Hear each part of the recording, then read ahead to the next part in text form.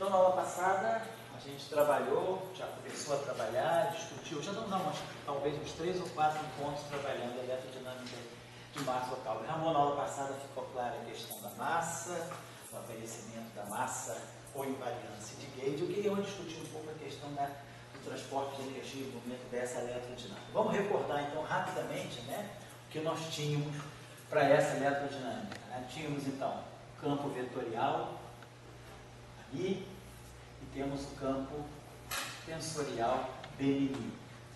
Ambos sujeitos à simetria de Gauge. Então, esse aqui tem uma simetria 1 associada a um parâmetro alfa. Esse aqui tem uma simetria também abeliana, uma simetria 1 associada a um parâmetro beta-mi. Então, nós temos dois campos que mantêm as suas simetrias.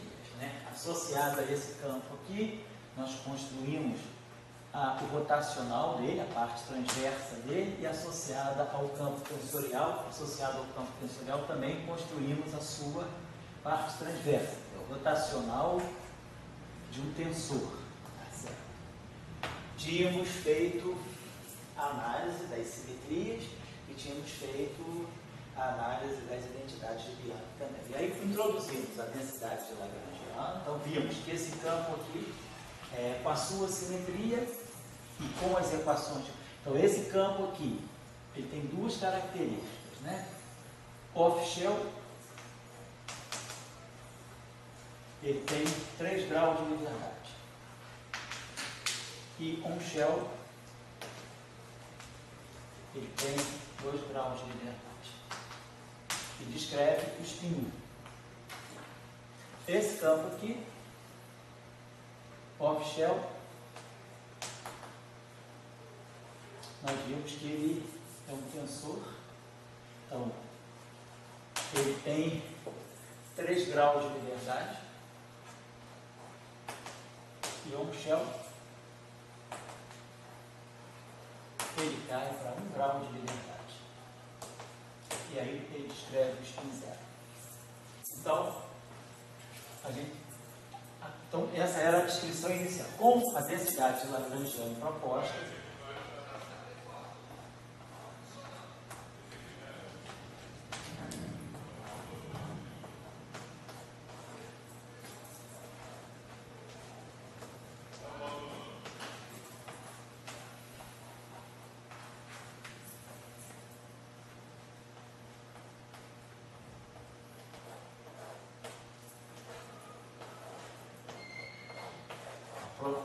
propusemos essa densidade de Lagrangiano.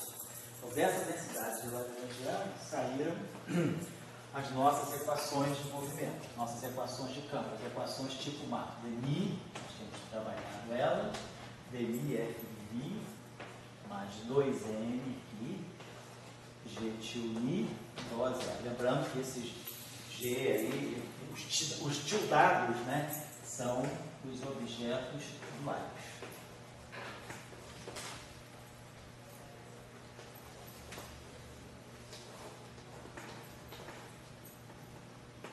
Tínhamos trabalhado essas relações e tínhamos as identidades de Bianchi, né, que eu não estou colocando aqui, tá legal, mas foram dadas na aula passada. Então, o que nós vamos querer ver agora, discutir, é o transporte de energia e movimento. Deixa eu fechar a porta lá um instantinho.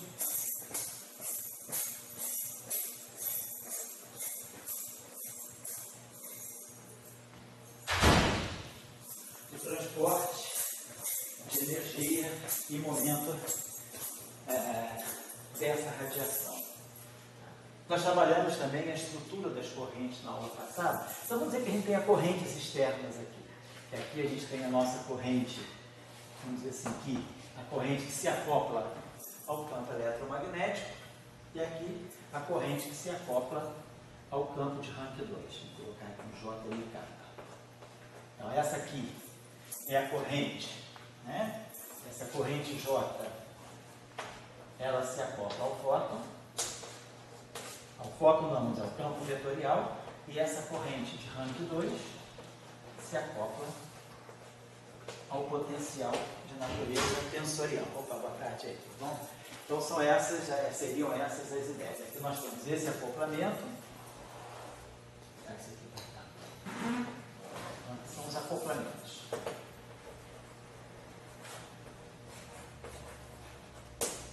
Vou colocar assim. Beleza. Então, nós vamos querer ver o transporte de energia em momento desse setor de campos aqui. Nós já tínhamos entendido na aula passada, né, que... Você pode lembrar a definição do G? Do G é o rotacional, o G é o rotacional de um tensor. Então, o rotacional de um tensor é um objeto completamente assimétrico, escrito desse modo aqui, opa. É a generalização do field strength para campos de rank 2.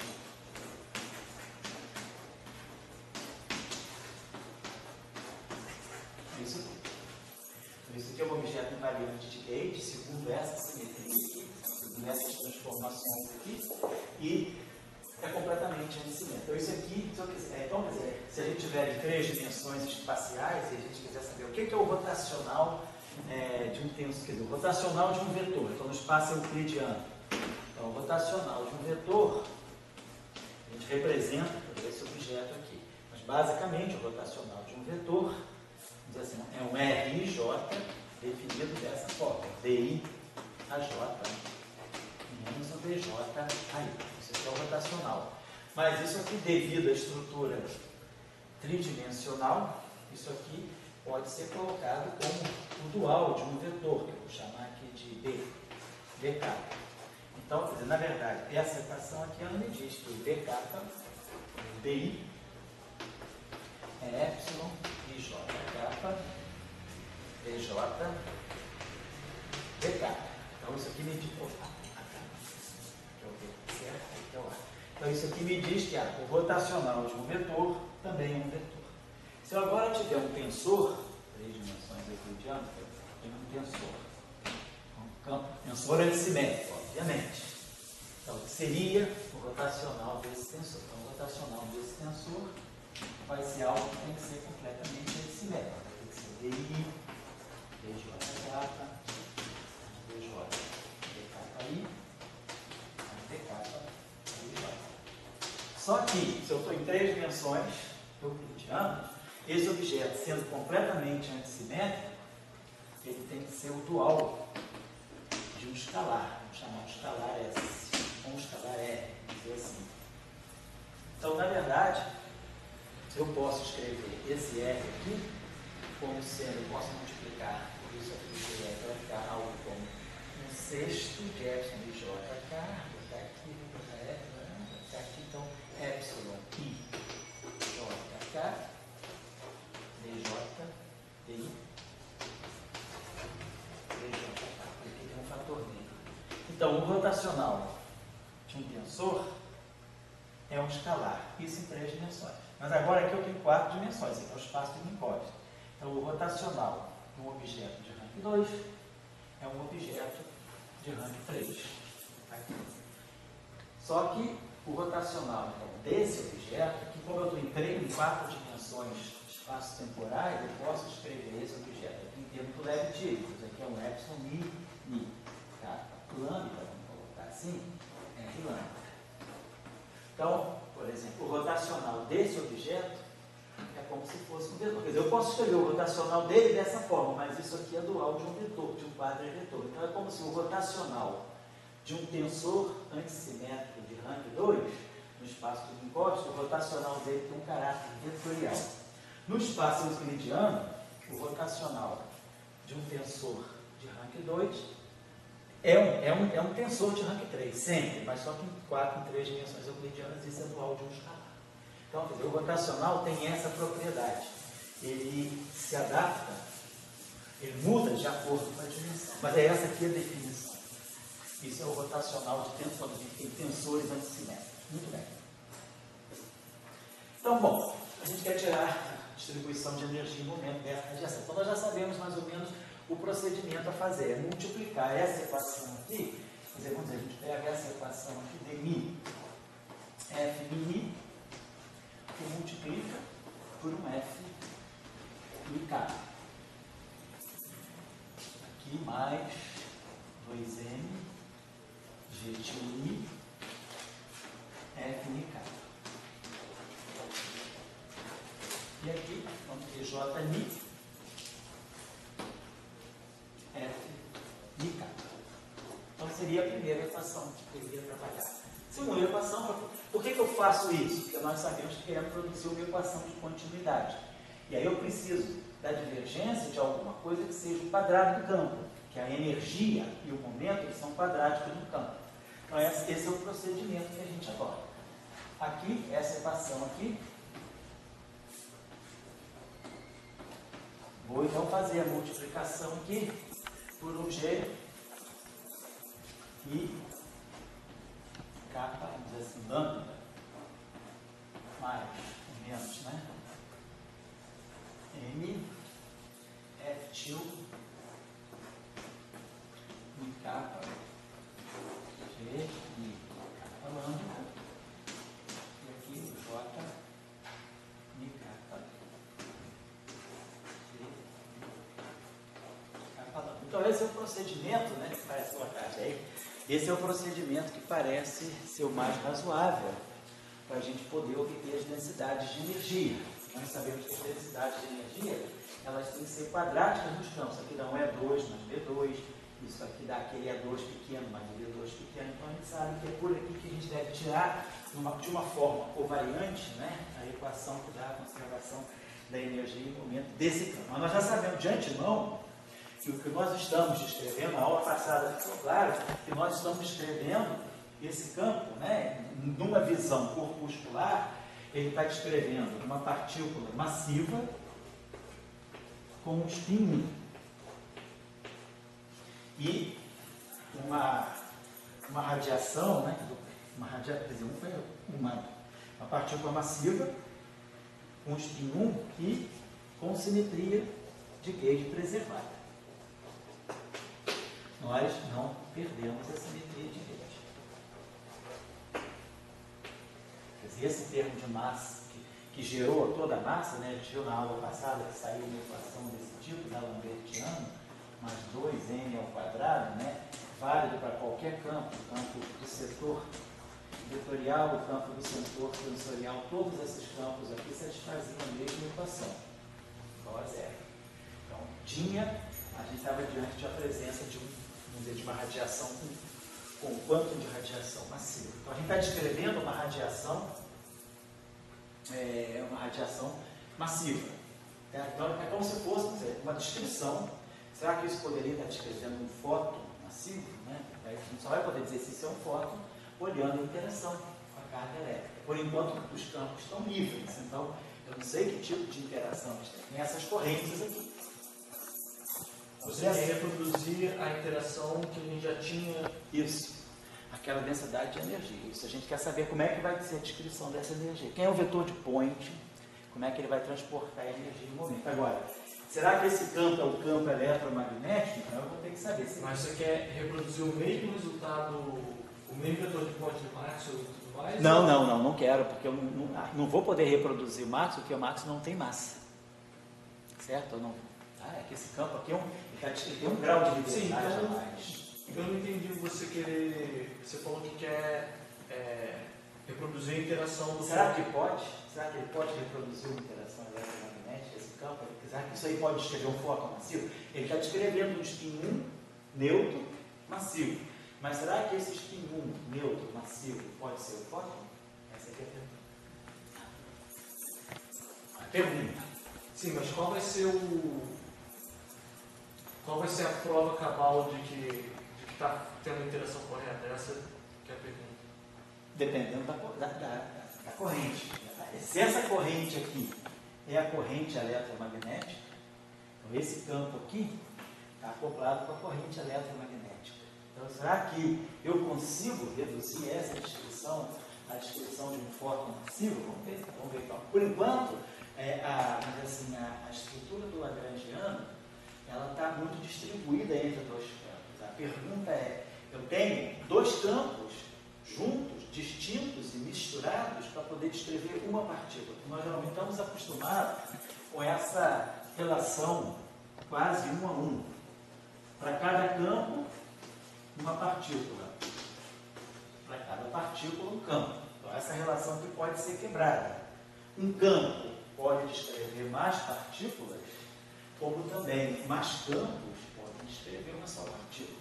Nós já vimos em aulas anteriores, lá no início do curso, que se, por exemplo, nós pegamos a eletrodinâmica de Podolsky, que é uma eletrodinâmica com derivadas mais altas, então aparece na eletrodinâmica de Podolsky, a nossa função de Green, ela tem 2 polos, ela tem um polo de massa zero e tem um polo massivo. Então, o fato de eu estar introduzindo derivadas mais altas para o campo, quando a gente escreveu o Lagrangiano, que era Maxwell, está aqui, temos 1/4 de F ao quadrado. Aí nós introduzimos um termo que era um parâmetro psi sobre 4 de mi F mi d kappa F kappa mi. Então nós temos um único campo aí, é o campo AMI, é o potencial A. Mas eu introduzi um termo novo no Lagrangiano envolvendo esse mesmo campo, que é um termo de derivada mais alta. Aqui nós temos a derivada do A e a derivada do A. Aqui nós temos 2 derivadas do A e 2 derivadas do A. Então esse termo aqui é um termo que tem derivadas quárticas. E esse termo aqui é um termo que tem derivadas quadráticas. Então nós vemos que mantendo um único campo, mas introduzindo termos de derivada mais alta, Você acha uma partícula passiva e uma sem massa. junto com a central. Eu ganho um campo escrevendo 2 partículas simultaneamente. Nessa formulação aqui, a gente está vendo uma coisa que é o reverso. São 2 campos que, sem esse termo aqui, se n é igual a 0, eu tenho 2 físicas desacopladas, tenho esse campo cuidando dessa corrente e essa corrente gerando esse campo. Mas se eu ligo essa massa aqui, eu começo a acoplar os 2 setores. E aí a gente viu, se a gente liga, se a gente não tem esse M, eu tenho um campo vetorial sem massa, um spin 1 sem massa e um spin 0 sem massa. Mas se agora eu ligo aquele termo, tudo muda drasticamente. Eu não tenho dois objetos, um massivo, um de massa zero, spin 1 e um de massa zero escalar. O que eu tenho é um vetor massivo. Então, acontece vamos dizer assim, uma migração de graus de liberdade, de tal maneira que no final do dia o que eu estou formando é um spin 1 massivo. Então, o fato de colocar agora um mixing entre esses 2 campos mudou drasticamente a física do problema. Certo? Então, agora a gente tem uma situação que eu tenho 2 campos para descrever uma única partícula. Diferentemente daqui, onde eu tinha um campo escrevendo 2 partículas. Tá certo? Então, essa relação campo-partícula, nos livros de texto, a gente estuda as situações, vamos dizer assim, mais pedagógicas, né? Que é o campo escalar, vai descrever a partícula escalar, o campo vetorial, vai descrever a partícula vetorial, o campo fermiônico, vai descrever a partícula de spin meio, o campo de Rank 2 vai descrever a partícula de spin 2, cuidado. Então a gente pega cada campo, cada partícula. Mas isso é só uma situação, vamos dizer assim, uma situação acadêmica, com aplicação, obviamente, mas a gente pode ter muitas outras situações. Então, os campos podem se misturar para descrever uma partícula, como também um único campo pode descrever uma partícula, certo? A teoria de tudo não caminha para a direção de um campo só, escrevendo um H mini. Teoria de cordas faz isso. A teoria de cordas é um campo só, é o campo da corda, é uma corda, e ela vai descrever todas as partículas, só que as partículas vão sair como modos de vibração dessa corda. Mas vamos dizer assim, um dos benefícios da descrição das cordas é que você adota um campo único para descrever todas. Aí você vai descrever partículas de spin mais altos, até spin 5 meios, spin 3. Por que isso é necessariamente um benefício? Porque você unifica. Se você quiser imaginar que você quer unificar diferentes interações, o ideal seria você ter um campo único para descrever as diferentes partículas que participam da interação. Seria uma organização formal. Isso tem relação, então, no caso, com o fato, como você comentou, de todas as simetrias serem uma só, então seria também que relógio um campo só? Você juntaria todas as simetrias numa só, eu esperaria que, quem sabe, um campo único consegue acomodar todos os graus de liberdade. Mas o pessoal modelo em gravitação, porque em vez de chamar de H mini, gravitação, pegar uma gamini e dizer, eu vou fazer uma gamini de quinzela, de um. Então, eu digo assim, eu pego 2 agaminis, só para não ficar matando. Com 2 agaminis, vocês fizeram 1,5. 2. 2. Por que o pessoal não usou esse caminho para... É um caminho similar a string, sem precisar estar com string. Eu estaria com 2 agaminis aqui. Uma família de 2 campos. A questão, assim, um pouco a questão que fica é quando você tem, não é óbvio, você tem uma teoria de quando você tem um campo que acomoda mais, vamos dizer, módulos, mais tipos de partícula, por exemplo. A gente já viu, no eletrodinâmica, o campo AMI, em princípio, né, ele acomoda no spin 0 e no spin 1, estudando o grupo de Lorentz. Nós já tínhamos visto também que o campo de rank 2, simétrico, né, ele acomoda spin 0, spin 1 e spin 2. A gente poderia estar pensando em algo desse tipo.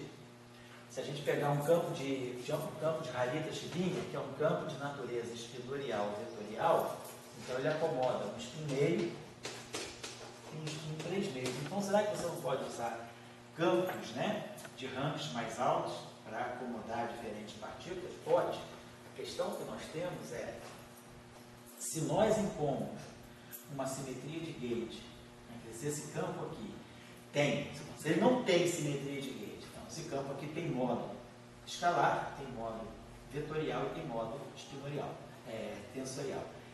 Em geral, o que acontece na descrição, né, unificada devido à relatividade, é que nós temos problema na definição da energia do sistema. Você teria a situação em que o teu campo livre, você tem um sistema de campos livres, ele pode ter uma energia negativa.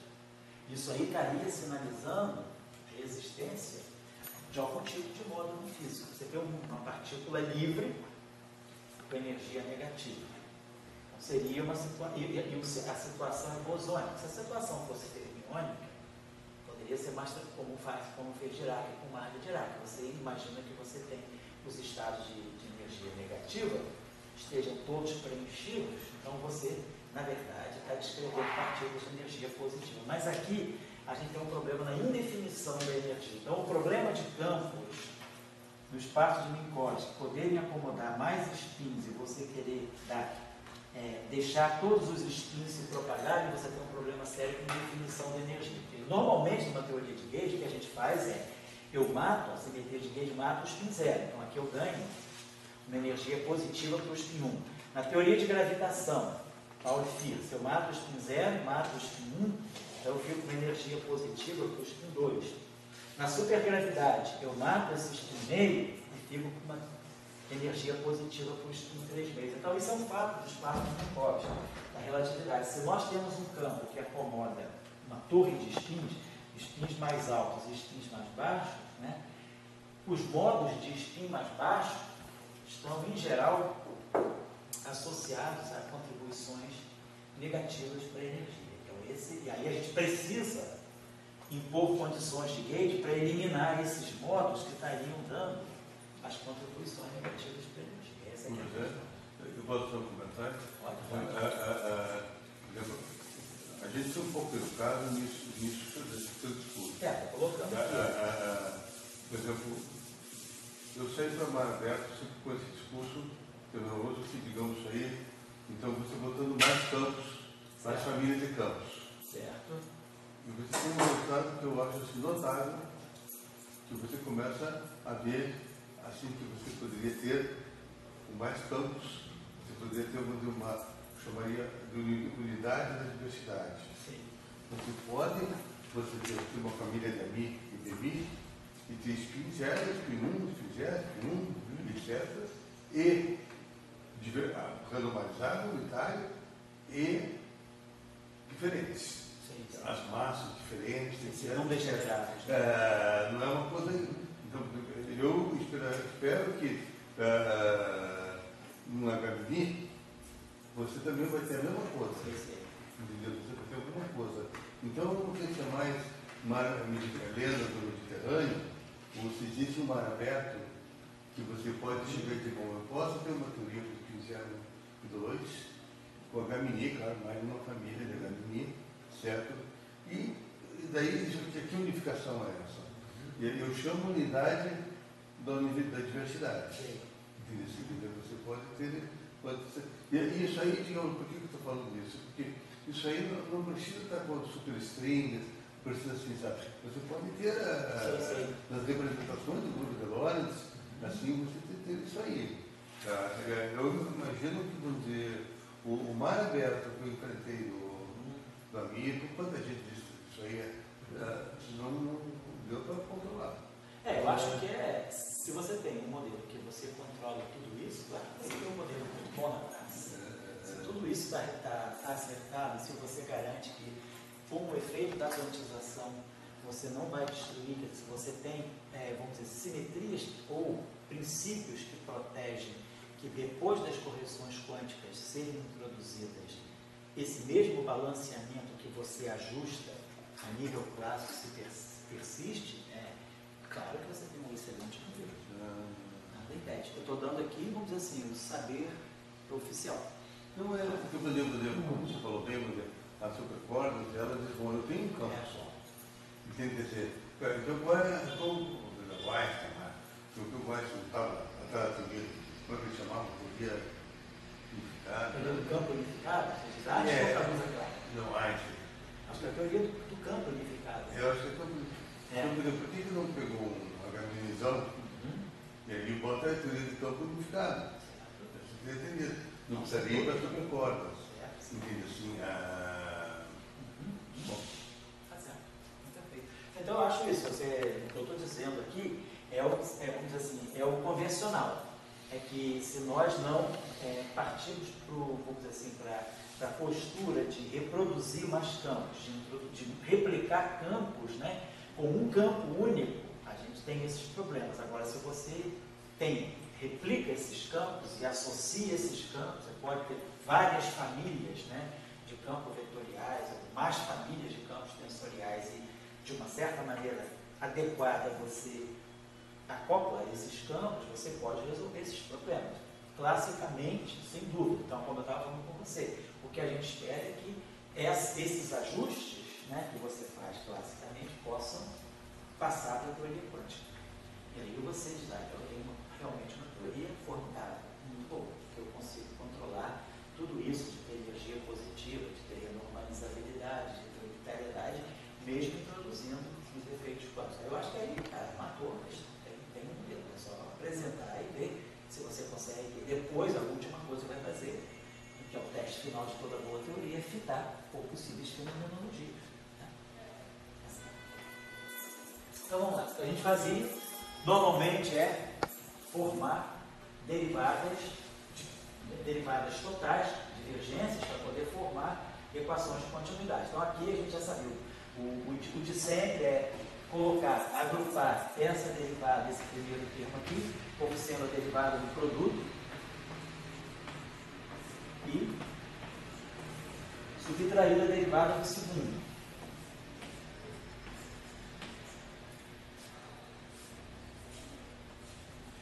Então, foi o que eu fiz nesse termo aqui.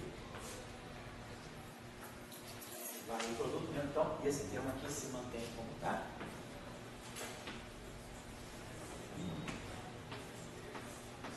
E aqui o termo de acoplamento, né, do campo com a corrente. É daqui que sai, na verdade, a lei de força, né, de Lorentz, a interação do campo com a corrente. Agora aqui vamos fazer a mesma coisa. A gente não tem por que não fazer, né? Denis, que aí pelo menos eu já produzi esse termo aqui de derivada total, um quadro de divergência, então isso aqui já está assumindo, né, a forma de uma equação de continuidade. Pode falar. Não é melhor eu colocar, não seria mais útil colocar 1 sobre 2 e só o primeiro termo, que eu perco esse segundo termo do... Como? Se bem, não, desculpa, porque eu estava pensando em colocar 1 sobre 2 derivado do produto, só que aí a questão dos índices... Eles não estão todos quadrados, ele não é um quadrado. É uma contração, mas não é um quadrado.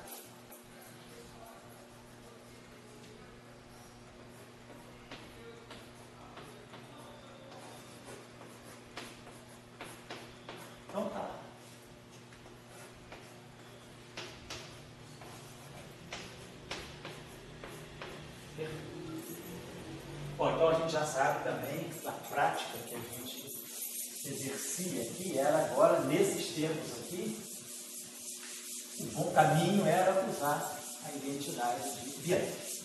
Então, nesse termo aqui, então, vamos retomar esse termo aqui. Então, primeira equação aqui, DI.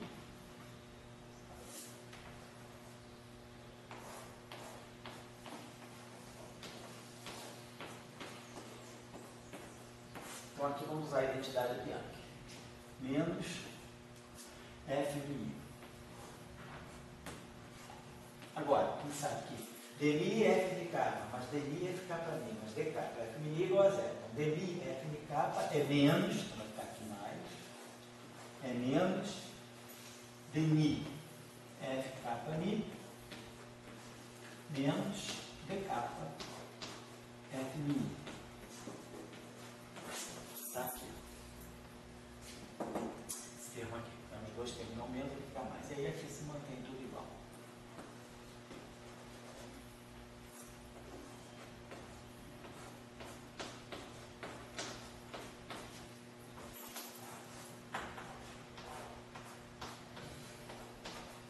Faltou um índice de envio. Onde que eu não tinha pegado? Tá certo. Então, esse tema aqui já está mais ou menos a primeira parte também prontinha.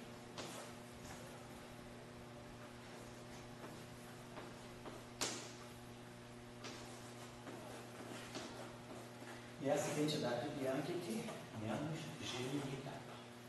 Aí lembrar que essa identidade de Bianchi aqui, ela é um pouquinho mais complicada, mas é um pouquinho mais de tempo, tem uma alternância de sinais, né? A gente sabe que dmi, só para lembrar aqui, GMK lambda menos dmi GK lambda mi mais DK G lambda mi menos D lambda G mi K igual a zero. O termo que nós temos é esse aqui. Então a gente vai eliminar esse termo em favor desses aqui. Então isso aqui vai ficar, esse aqui vai ficar mais, esse aqui vai ficar menos, esse aqui vai ficar mais. Pelas identidades de Bianchi. Então vamos manter esse sinal aqui, então vai ficar DI, GK lambda mi,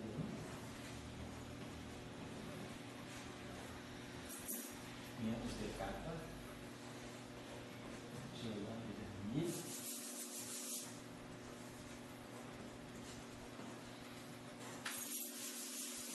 e mais D lambda G mini K.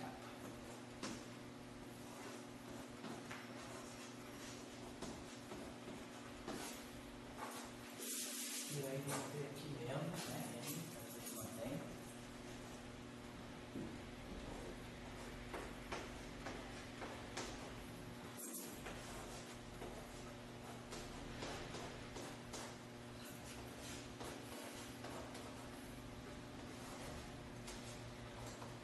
Tá legal. E aí, de novo, a gente já está lembrado dos exercícios que a gente fez. No caso de Maxwell e no caso também do próprio Calder Ramon sozinho. Então agora, o próximo passo é pegar esses termos aqui e também escrever esses termos como derivado do produto menos o derivado do fator. Então vou pegar esse termo aqui somente, vamos trabalhar só esse termo aqui, depois a gente trabalha o outro. Então esse termo aqui eu vou poder escrever como sendo dmi de F mi, FK mi, menos dmi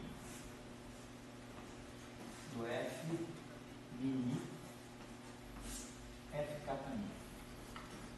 Só trabalhando esse primeiro, tá? Esse termo aqui eu coloquei como a derivada do produto menos a derivada desse fator. E esse termo aqui, ele já fica claro, é o que você estava dizendo, é esse cara vezes a derivada dele mesmo. Agora sim é um quadrado. Esse cara aqui sim, vai ser dk de 1 meio do f mi f mi, que a gente vai chamar de f mi ao quadrado. Então esse termo já está também dentro de uma boa forma de equação de continuidade. Aí agora a gente continua, estou fazendo só esse termo. Então vamos fazer o seguinte, eu vou retomar aquela equação, vou substituir por isso aqui. Eu vou apagar isso aqui. escrever então esse termo aqui. Vai ficar mais dmi f mini f kappa mini menos dmi f mini f kappa mini.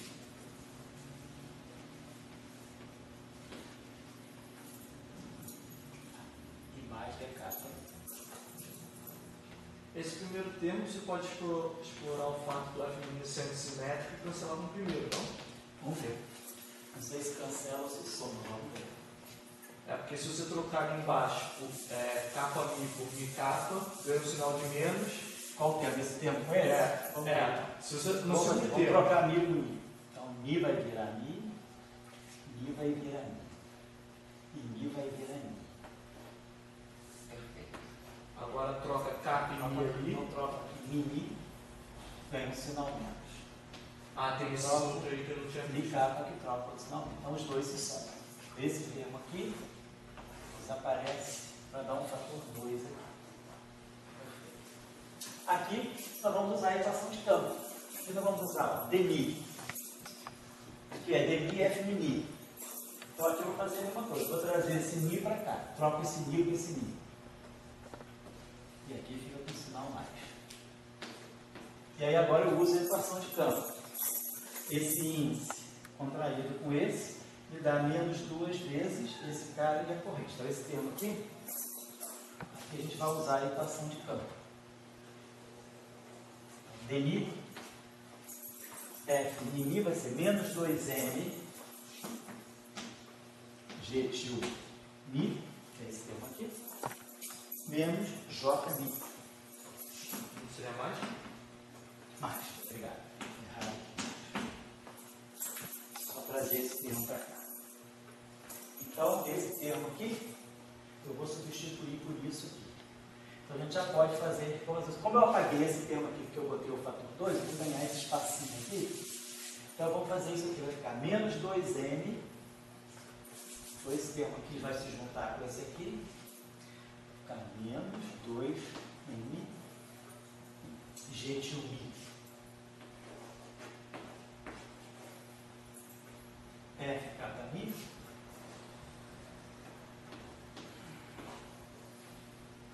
E mais j mi f kappa mi.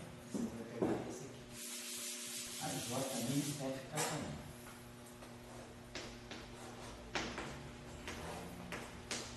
Assim. Então esse termo aqui já está levando. Então esse termo aqui pode transitar para esse lado aqui. Esse índice aqui é livre. Desculpa, contraído. Eu vou chamar de mínimo. Troca de posição, menos. Troca de posição aqui, dá mi kappa. E aí vai com menos. Aí vai para o outro lado somando. Vai cá somando. Aqui, fator 2. Você já vai limpando esse lado da equação. Então, depois desses trabalhinhos aí, Você pode fazer a mesma coisa com esse termo de G. beleza, fazer as mesmas coisas aqui.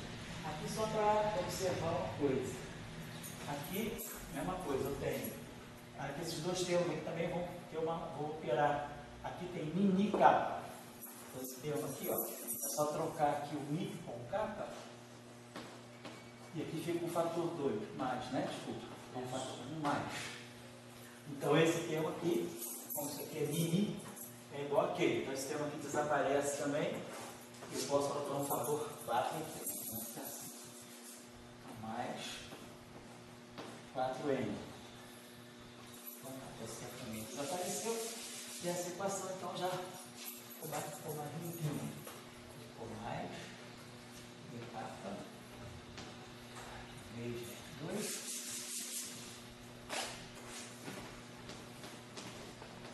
Seu objetivo é trabalhar até ficar só com derivadas totais. Isso, é obter uma equação limpa de continuidade. Tá certo. Então, a primeira equação, a gente não posso fazer mais nada. Esse termo aqui, já está bem. Vamos ver se a gente consegue, depois a gente vai ter que juntar essas duas equações. Então, esse termo que eu vou limpar, vamos começar a trabalhar essa equação aqui. Então, aqui eu vou fazer o mesmo trabalho. Eu vou escrever esse termo aqui, ó, tem esse sinal menos aqui. Então isso aqui vai ficar menos dmi do g mini kappa, g kappa lambda mini. Essa equação aqui, mini kappa, essa equação tem o índice, lambda sobrado. Então aqui eu tenho mi com mi, kappa com A, só para saber se os índices não estão errados. Então foi menos esse produto aqui, e aí mais, claro, a derivada do primeiro. Então mais dmi g mini kappa, para cá, g kappa lambda mini. Então eu trabalhei só esse primeiro termo aqui. Depois o segundo termo é mais. Então eu vou fazer a mesma coisa. Mais a derivada do produto. Então g mini kappa, g lambda mini. Esse tem sinal mais, né? D kappa, g mini kappa, g lambda mini, e agora menos a derivada desse primeiro aqui.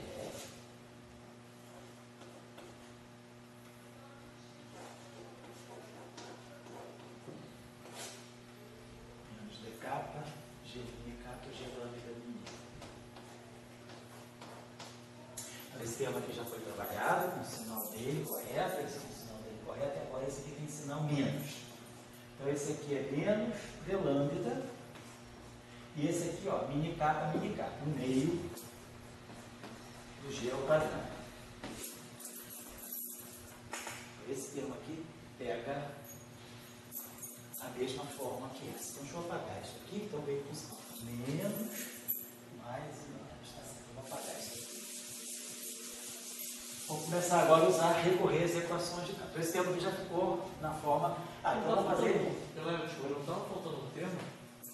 Qual? São esses 4 termos aqui? Era tudo que estava aqui. Não, ali tinham 3 termos de identidade binaria, certo? Certo.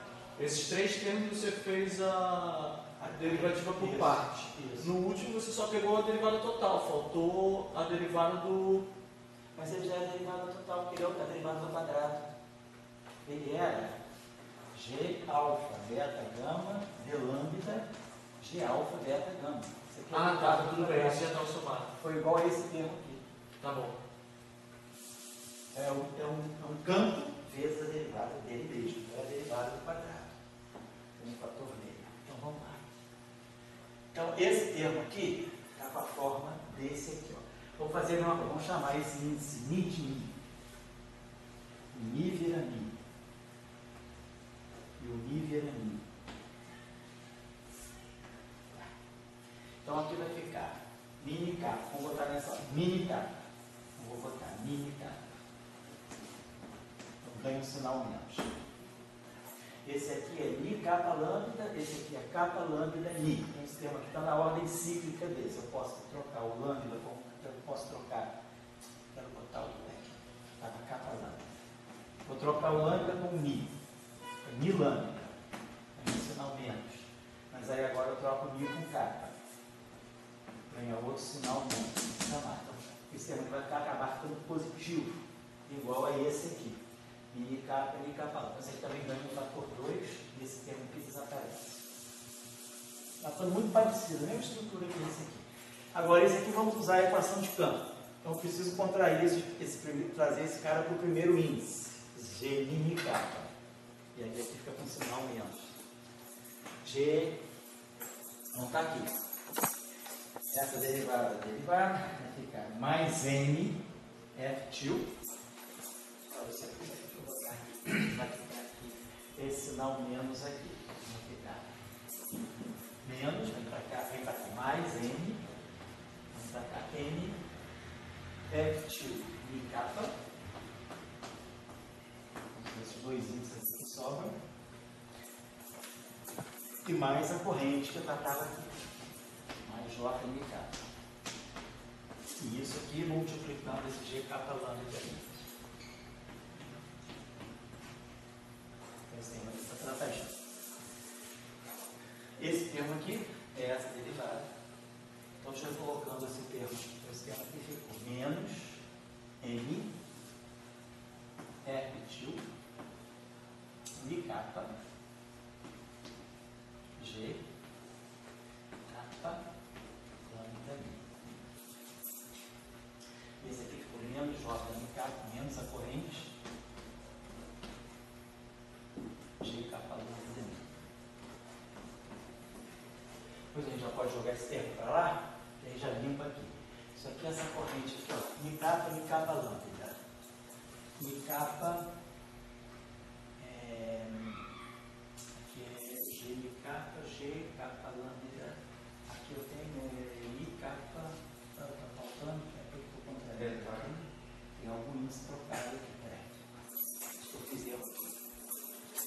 Aqui é mi kappa, essa corrente aqui é mi kappa, tá? Essa corrente aqui é mi kappa. Então, eu tenho esses dois índices contraídos aqui, com esses dois primeiros aqui. Então, vamos trazer esse mi cá para frente. E aí passa duas vezes, não tem nenhum problema de sinal. Aí mi kappa, lambda. Mi kappa, lambda. Esse tema aqui transita para cá também no fator 2. Então, fica limpo um pouquinho aqui. Então, esse tema aqui já foi tratado. Vamos agora, esse tema aqui também tem. Então, esse termo aqui, vamos usar de novo a equação de campo. Vamos trazer esse kappa para cá, ó. Kappa mi. Vamos botar o kappa aqui. Não vai acontecer nada com problema de sinal. Aí eu vou ter. Não, mas esse termo aqui já está também daquela forma lá. Observe que esse termo aqui também tem essa estrutura aqui, ó. Vamos fazer o seguinte: vamos chamar o kappa de mi e o mi de kappa. Então, ó, esse kappa aqui vai virar mi. E o mi vai virar kappa. Então fica mi. Vai poder ficar parecido. Então esses dois índices aqui estão contraídos com esses dois. Então esse kappa mi, vou botar esse lambda cá para trás. Não tem nenhum problema de sinal. Então fica kappa ni. E aí aqui fica o lambda. Fica a mesma estrutura aqui. São esses dois índices aqui. O segundo daqui com o segundo daqui. E o primeiro e o terceiro. Então, esse mi com esse mi, primeiro e terceiro, ó, e esses dois aqui. Então, isso aqui também vai dar um outro fator. Esse tempo sai daqui e vai gerar um fator 3 aqui.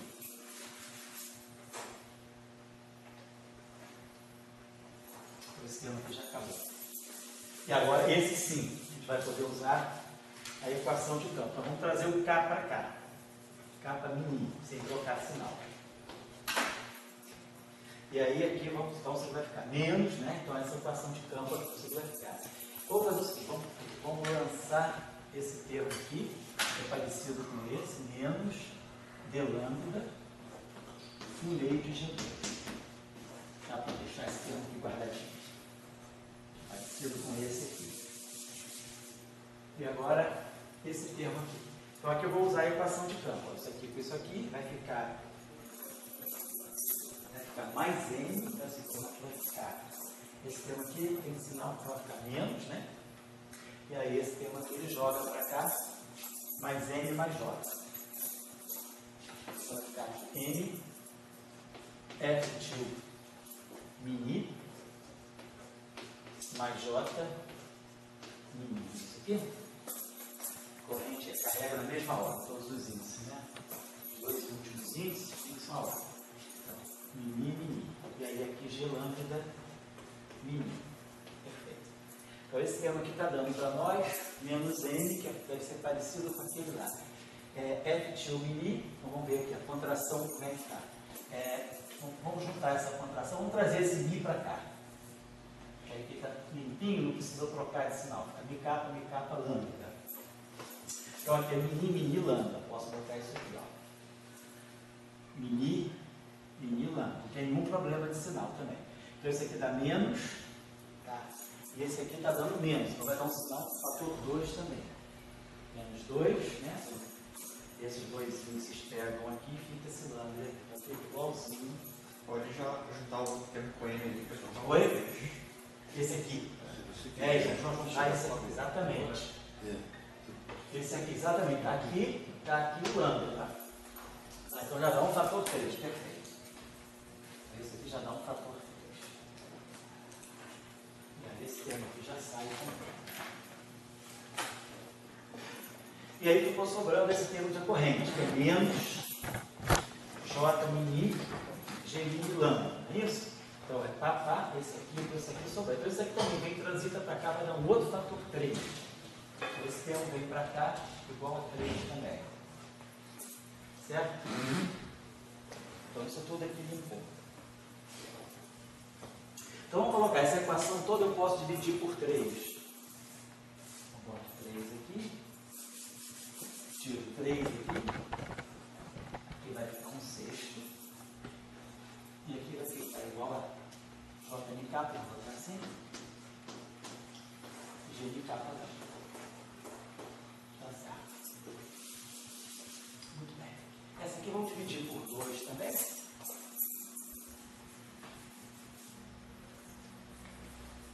Fica 2, aqui fica 4, e aqui 5. Tá bom. Então a gente já tem uma experiência de saber que essa aqui é a energia, aqui tem o quadrado dos campos E e B tipo Maxwell. E aqui o quadrado dos campos E pequeno e B pequeno tipo Calder-Ramon. Então, o ideal seria, entre nós. Agora vamos ver o que a gente pode dizer. Você está me dizendo o seguinte, ó, o dual de G vezes F, quer dizer, o dual de G vezes F certamente é relacionado ao G vezes o dual de F. Isso a gente sabe lá da álgebra linear, né?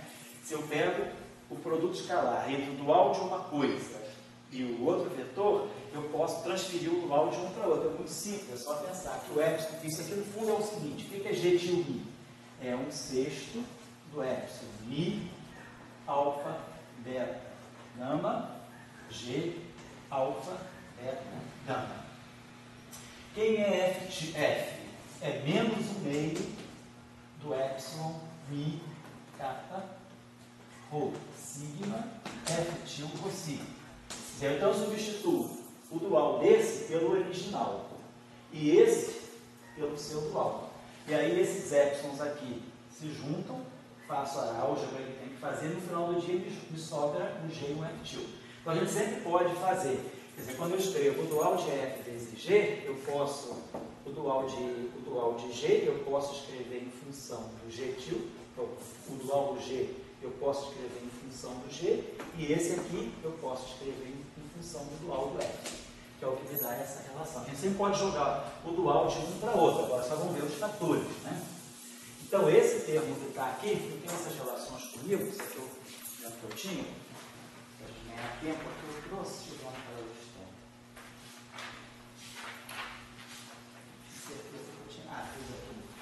Eu tinha até dado, eu acho, na aula passada, só para relembrar a vocês, essa lista de duais. Por exemplo, se eu tiver F mi alfa vezes F til mi alfa, isso aqui é a mesma coisa que 1/4 da identidade, delta mi, e aí F, vamos dizer, kappa lambda vezes F til kappa lambda. F vezes F, faz o produto escalar. Os índices ficam só na identidade. Tínhamos essa relação. Depois nós tínhamos essa relação aqui também. F alfa mi vezes G til alfa. Eu posso escrever isso aqui como sendo um meio. Aí eu trago o dual para cá. F dual alfa beta vezes G mi alfa beta.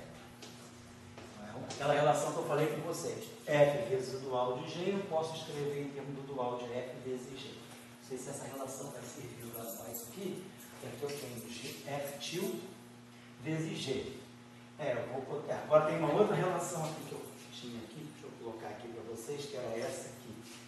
Era G. Bom, essa aqui eu vou colocar aqui só para... Eu tinha dado na aula passada também. G mini alfa. G til alfa, essa relação aqui é identicamente nula, certo? E agora aqui eu tenho, preciso fazer agora, talvez, escrever uma outra relação. Quer dizer, essa aqui me coloca G til F, aí eu boto F til G, que é F til G. Então a gente pode relacionar essa com essa. Então olha só, esse F til, contraído aqui com isso, e com isso aqui, posso fazer o seguinte, ó, esses dois índices aqui, eu posso trazer esse mi cá para trás. E aí eu estou contraindo esses dois índices aqui com esses dois aqui. E aí está acontecendo aqui.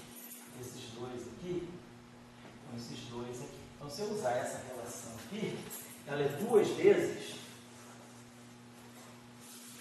G til F. Essa relação aqui vai ficar menos duas vezes aqui, vai ficar o G til contraído com o F. Vai ficar exatamente igual a isso aqui. Vai ficar. Essa relação aqui vai ficar G til alfa, usando aqui, ó, F alfa mi.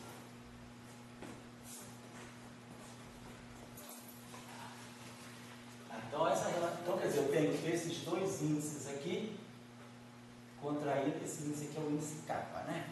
Então, vamos agora só trabalhar para fazer o seguinte. Essa equação aqui, ela tem um índice livre que é kappa, kappa, kappa, kappa. Tem que ser lambda ali no F alfa mi. Oi? Tem que ser F alfa lambda. Aonde? Na segunda equação, o segundo termo, menos 2 N G dual, tem que ser lambda ao invés de mi. Porque o índice livre ali.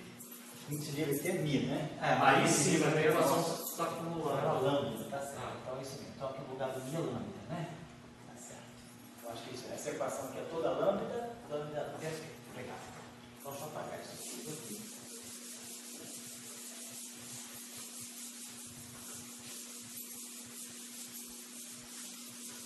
Fazendo essa passagem do mundo para o mundo dual, você tem casos que você encontra quando você vai para o mundo dual, mais coisas assim? Não. Se você estiver falando, se você estiver na álgebra linear, um espaço do seu dual são perfeitamente isomórficos. Na álgebra linear, com dimensão finita. No espaço vetorial com dimensão finita, a informação do dual é exatamente a mesma informação do espaço original. Você não perde nada. Nem ganha. Nem perde, nem ganha. Fazendo essa coisa de leis que a gente trabalha, então essa coisa é um exercício apenas de comprovação. Né? Sim.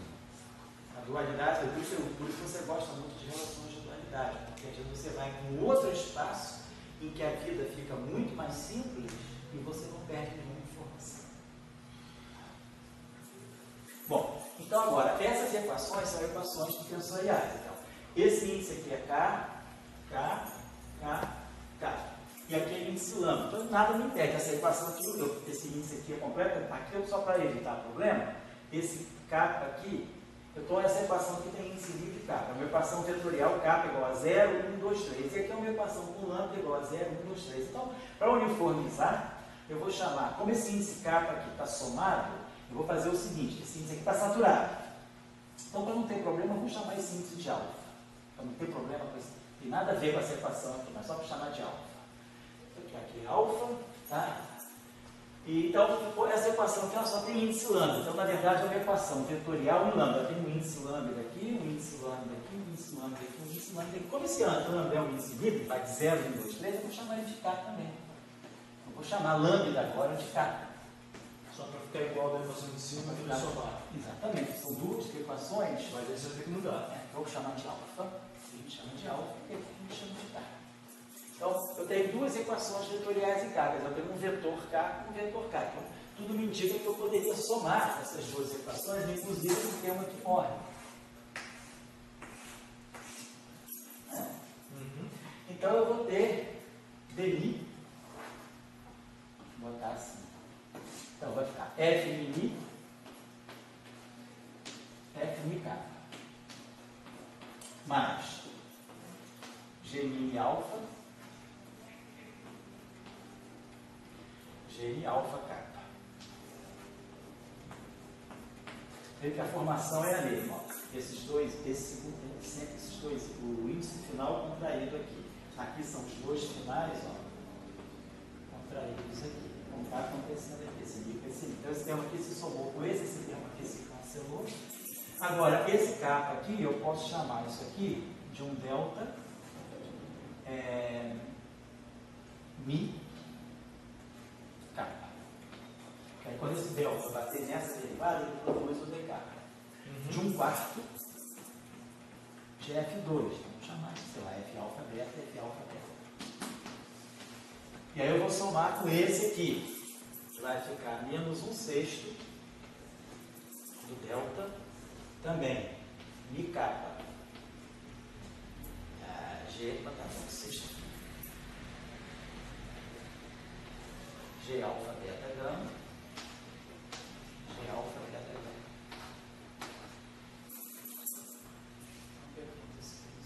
Tá certo. E aí isso aqui igual às correntes. São as correntes. Os termos tipo dissipativos. São os termos de violação da conservação. Se eu não tivesse correntes externas, isso daria 0. Eu teria uma genuína equação de conservação, uma equação de continuidade. Agora, então isso aqui, tudo que está aqui, está fazendo o papel daquele tensor que a gente chamava lá tensor de energia e momento, θ min kappa. A gente está definindo esse tensor aqui, θ min kappa, igual a F, θ min kappa. F mi F min kappa mais G mi alfa G mi alfa kappa mais θ mi kappa, vou botar assim, né? 1/4. Vou colocar F2 menos 1/6 de G2. Igual a isso aqui. Virou balança.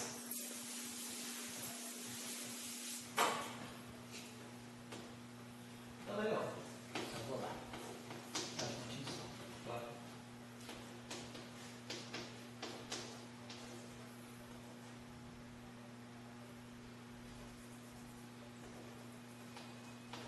Oi. Então, isso aqui, então esse tensor aqui, já vou lá. É igual, é simétrico. Ele é igual a θ kappa min.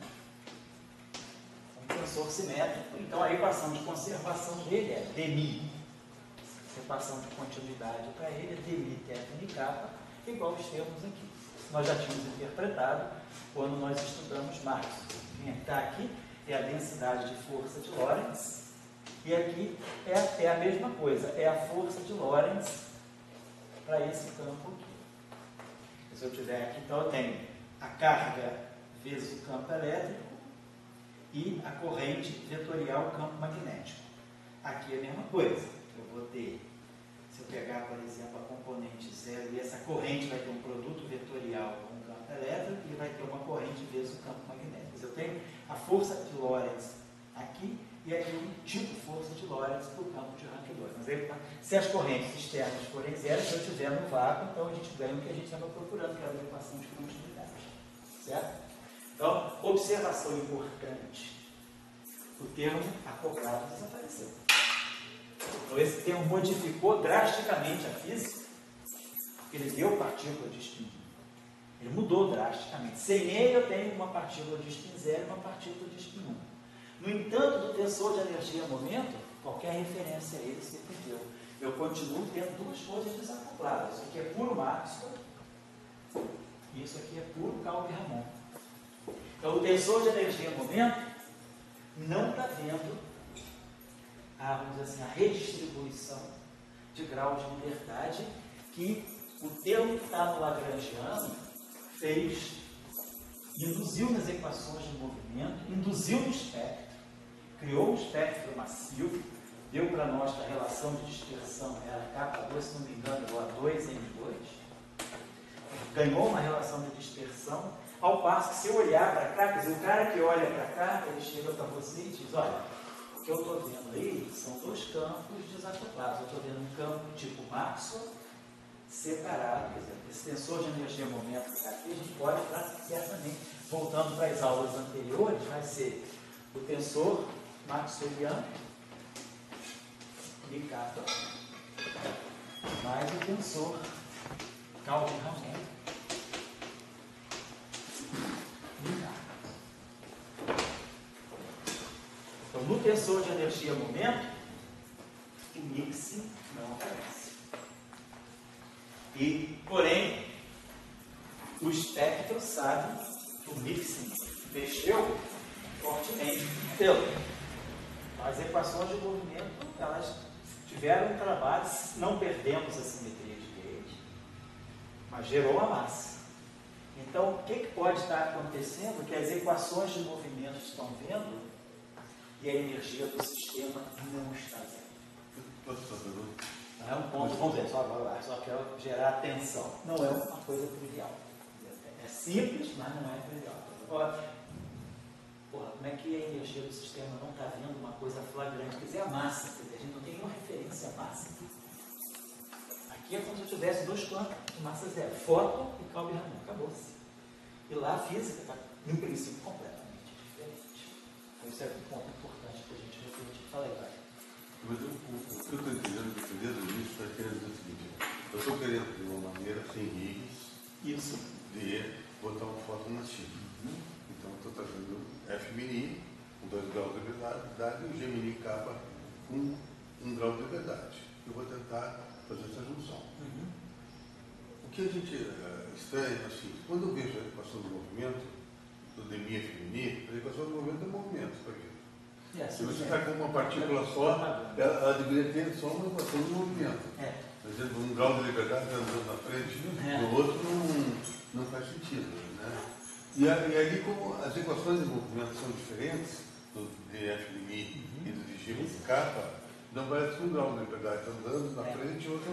Colocando a tocha olímpica, um passa a tocha para o outro. Né? A corrida, vamos dizer, você que gosta tanto do conjunto, quer dizer, o conjunto, a gente está vendo. Desculpa, eu não entendi a discussão. Você falou que não passa de um para o outro, agora você está falando que passa de um para o outro. Não passa de um para o outro. Esse campo aqui se acopla com esse e vice-versa. Então, esses dois campos estão interagindo o tempo, eles estão interligados o tempo todo. Agora, a energia e o momento não é isso. Então, isso é uma reflexão que a gente precisa ter para, digamos, mesmo numa teoria de campos clássica, né? Olhar o tensor de energia e momento, a gente não consegue ver tudo. Quer dizer, passou de movimento, então. Pode ser que a gente esteja perdendo. Se a gente olhar só o tensor de energia e momento, a gente pode estar perdendo fatos. Tá? Naquela massa ali, tem uma estimativa de ordem de grandeza dela? Depende, se você estiver dizendo que essa massa é a massa do fóton, né? Se você imaginar que você possa ter uma massa de fóton, hoje os limites estabelecidos para a massa do fóton estão na ordem de 10 a menos 19 elétrons-volts por segundo, o limite assim, do PDG. Mas se você fizer os diferentes experimentos no campo geomagnético de Júpiter, com experimentos de física atômica, você tem assim, medidas, espalhamento de luz, né, encurvamento de luz em campos gravitacionais. A estimativa que a gente tem boa para a massa do fóton hoje é na faixa de 10 a menos 1 kg, seria 10 a menos 55 kg. Né? Oi? 10 a menos 55. Vamos ver. 10, se a gente pegar 10 a menos, pegar que a massa do próton, vamos colocar assim, aproximadamente um GeV. E essa massa de um GeV, aproximadamente um GeV, ela é, a massa do próton é 10 a menos 27 kg. Então, um GeV são 10 a 9. Então, aqui, 1 elétron-volt seria equivalente a 10 a menos 36 kg. 10 a menos 19 elétrons-volts seriam aproximadamente 10 a menos 55 kg. Então, hoje, o limite que a gente mais ou menos tem para a massa do fóton, quer dizer, o bound superior para a massa do fóton, os bounds atuais, né? Bounds superiores mais atuais para a massa do fóton, seja na faixa de 10 a menos 19 elétrons-volts. São 10 a menos 55 kg. Então, se a gente quiser simular um fóton massivo, esse parâmetro... Agora, esse parâmetro não é a massa. Como a gente viu na aula passada, né? Quer dizer, o que é a massa do fóton, teria que pensar. Isso aqui é a relação de dispersão. A massa do fóton, a gente tem que pegar a relação, isso aqui é ômega 2 sobre C2 menos K2 igual a 2M2. Então, eu vou multiplicar tudo por C2 e vou multiplicar agora tudo por H cortado ao quadrado. Então, aqui eu vou ter A2 menos P2 C2 igual a 2 M2 C2 H cortado ao quadrado. Então eu vou interpretar, isso mesmo, né? Eu vou interpretar isso aqui como sendo M2 C4. Isso. M2 C4. Então, uma coisa diferente, peraí, 2, isso aqui é a... Vai ser M2H2 sobre C2 a massa do fóton, não? A massa, que eu botaria, exatamente, botaria que bota aqui um C2, obrigado. Bota aqui um outro C2 e divido aqui por C2, né? Isso. Vai ficar C4. Isso, divido aqui por C2. Então isso aqui vai ficar um C4. Então é isso aqui. Então aqui tem um fator 2 ainda. Então a gente vai ter que 2 M2 H cortado ao quadrado sobre C2 é que vai fazer o papel da massa do fóton ao quadrado. Assim, isso aqui seria N grama. N é um parâmetro de massa, mas a massa do fóton deveria ser isso aqui, N2C4. Então isso tudo aqui faz o papel da massa do fóton. 2N2H cortado. Porque tem que tomar cuidado com as unidades. Mas aí agora a gente acerta. Esse N aqui tem dimensão de massa. Então, quer dizer, para mim a massa do fóton vai ser isso aqui, NH cortado sobre C. Então, raiz de 2. Para mim, raiz de 2. Aí eu vou ter a massa do fóton aqui. Então, é isso que vai ser 10 a menos 19 elétrons-volts. Então, com isso eu fixo N, tá certo? Então, agora, isso aí você tirou o CK2 igual a 2M2, assim? Você tirou da equação de movimento. Você tirou da equação da onda, né? Da equação de onda. Da equação de onda. Porque vamos botar até... Da equação de movimento. Você tirou. Um tem equação de onda, o outro tem equação de movimento, e o outro tem relação de continuidade, de fazer energia de movimento. Bom, aqui você viu duas coisas distintas, não dá para ler, né? Ali você diz que tem alguma coisa integrada. Nós vamos trabalhar um pouco mais isso na próxima aula, mostrar o seguinte: será que eu consigo reduzir esses dois campos a um campo só? Porque a gente fica sempre muito incômodo com isso. Afinal de contas, quem é o fóton? O fóton é o A, o fóton é o B. O fóton é uma mistura de A e B, mas qual? Então vamos fazer daqui a pouco, no próximo tempo, na segunda aula, a gente vai fazer o que a gente chama redefinição de campos e vamos extrair realmente o que pode estar acontecendo aí. Porque uma coisa é quando a gente escreve um lagrangiano em termos de campos. Esses campos estão construindo o lagrangiano.